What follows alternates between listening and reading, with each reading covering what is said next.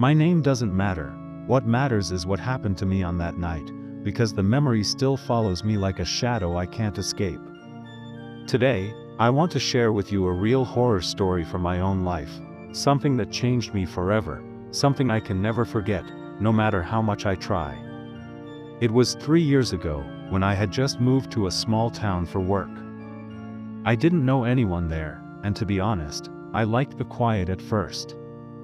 The streets were narrow and strangely empty even during the day, the townspeople polite but distant, their smiles quick and their eyes always glancing away, as if they didn't want to look too long. There was a stillness in the air, a kind of hush that made even birdsong seem muted. I found a small old house for rent on the edge of town, and the rent was unbelievably cheap, so cheap that I should have known something was wrong. The landlord, a thin man with pale skin and watery eyes, said no one had lived there in years, so he could offer it to me at a special price. I didn't ask why no one stayed. I just wanted a place to live.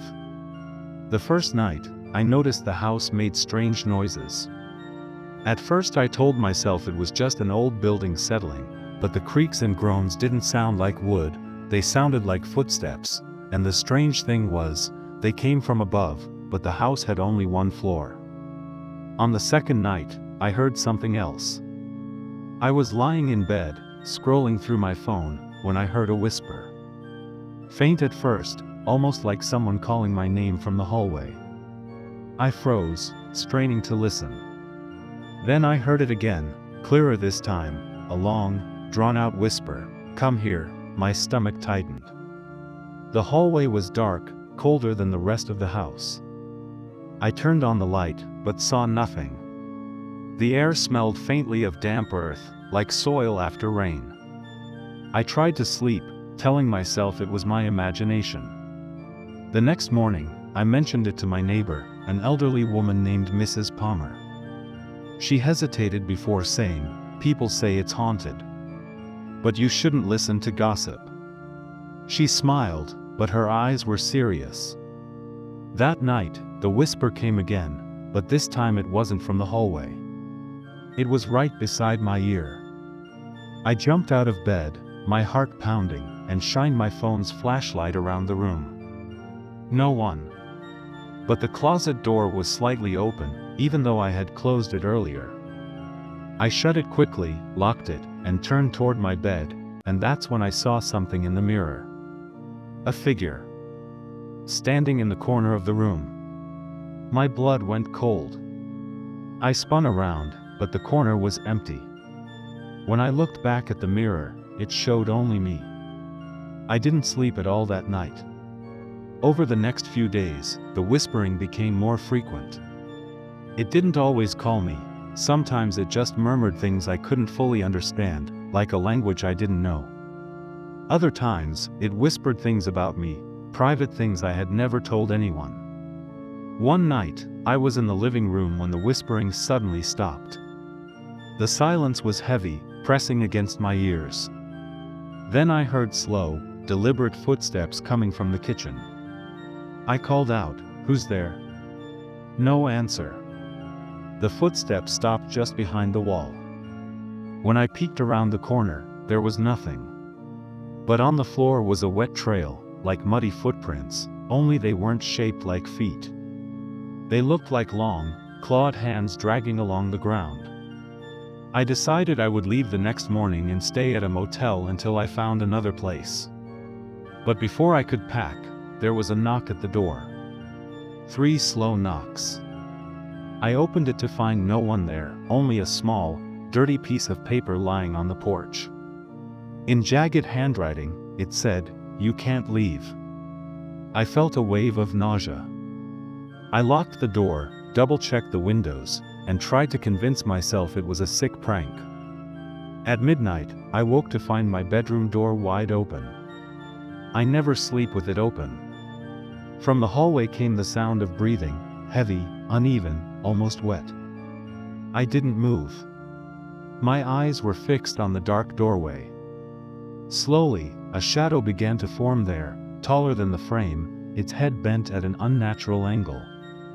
I couldn't see its face, only the outline, darker than the darkness itself. Then it whispered, not into my ear, not from the hallway, but from inside my head, "You're mine." I don't remember leaving the bed, but suddenly I was in my car, engine roaring, driving away as fast as I could. I didn't pack. I didn't lock the house. I just left.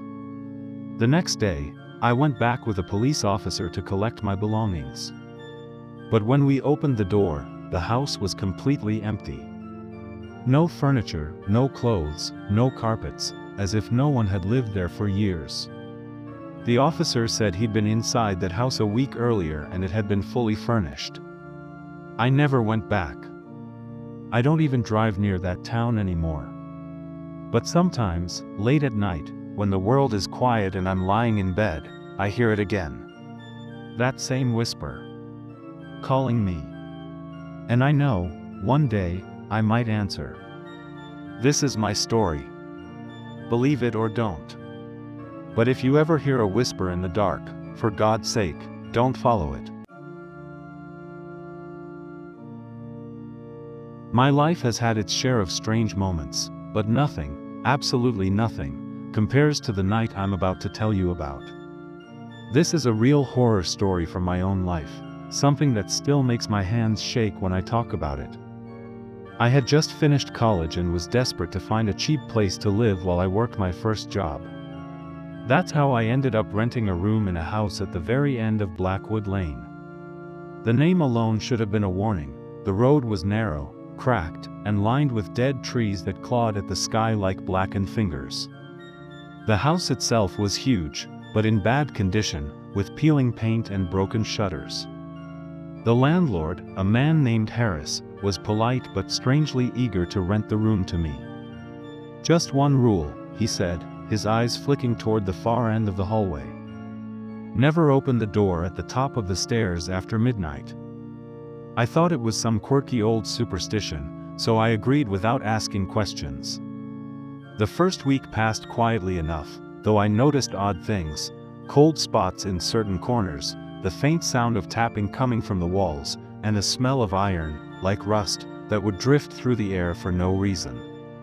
My room was on the second floor, 2 doors away from the forbidden one. At night, I sometimes thought I saw shadows moving under that door, like someone pacing inside. Harris never went near it. One Friday night, I stayed up late reading. Around 12:30, I heard it for the first time, a knock from behind the forbidden door. Slow. Steady. 3 knocks. I froze, staring at the hallway through the crack of my door. Then came a voice, low and hoarse, almost like someone struggling to breathe, "Let me out." My skin prickled. I told myself it was just a neighbor playing a prank, but there were no houses nearby. I ignored it. The next night, the knocking came again, this time followed by a scraping sound, like nails dragging across wood. The voice was louder, more desperate, "Please, it's so dark." I didn't sleep that night. On the third night, I heard something different, sobbing. A woman sobbing, coming from that door, soft but heart-wrenching. I pressed my ear against my own door, listening. Then the sobbing stopped, replaced by complete silence. That silence lasted for exactly 1 minute before I heard footsteps coming down the hall toward my room. Slow. Heavy. Pausing between each step. They stopped right outside my door. The air felt thick, heavy in my lungs. Then, nothing. No knock. No whisper. Just the sound of breathing, deep and wet, on the other side. I didn't open my door. The next morning, I asked Harris about it. His face turned pale. He said, "I told you not to listen. Don't talk to it. Don't answer." That night, I locked my door and tried to sleep early. But at exactly midnight, I woke up to the sound of my doorknob turning. Slowly. Gently. Like someone testing if it was locked. Then a whisper, "I know you can hear me." I backed away, heart pounding. Then the voice said something that made my stomach drop. It spoke my name. Slowly. Drawn out. I had never told Harris my full name, and I certainly never told any stranger here. I stayed awake until morning. On the fifth night, it changed. At 12:01, the knocking started again, louder than before, shaking the hallway. The voice screamed, "Let me out." I covered my ears, but the sound was inside my head, vibrating through my skull. My room felt colder and colder, my breath visible in the air. The shadows in the corners of my room began to stretch and twist, reaching toward me. I wanted to run, but I couldn't move, my body felt pinned to the bed. Then the door at the top of the stairs creaked open. I didn't see it directly, but I heard it. And I felt it. Something stepped into the hallway. The air pressure changed, heavy and suffocating. The footsteps were wrong, not quite human, uneven, almost dragging. When they stopped outside my room, the doorknob rattled violently, then stopped. Slowly, the shadow under my door thickened until it was pitch black, blocking out all the light. Then a hand, pale, bony, with long fingers, slid through the gap at the bottom of my door, reaching, twitching, feeling the floorboards. I bit my lips so hard I tasted blood, trying not to make a sound. The hand withdrew. The shadow moved away. The footsteps receded. Then I heard the door at the top of the stairs close. Morning came. Harris was gone. So was all his furniture. The house felt empty, abandoned. I grabbed my bag and ran, not even bothering to pack properly. When I got to town, I asked about Harris and the house. People told me no one had lived there in over 30 years, not since the thing upstairs killed the last family that stayed there. I didn't ask for details. I didn't want them. But sometimes, late at night, I swear I hear it again, the slow knock, the whisper of my name, the promise that one day I'll open the door.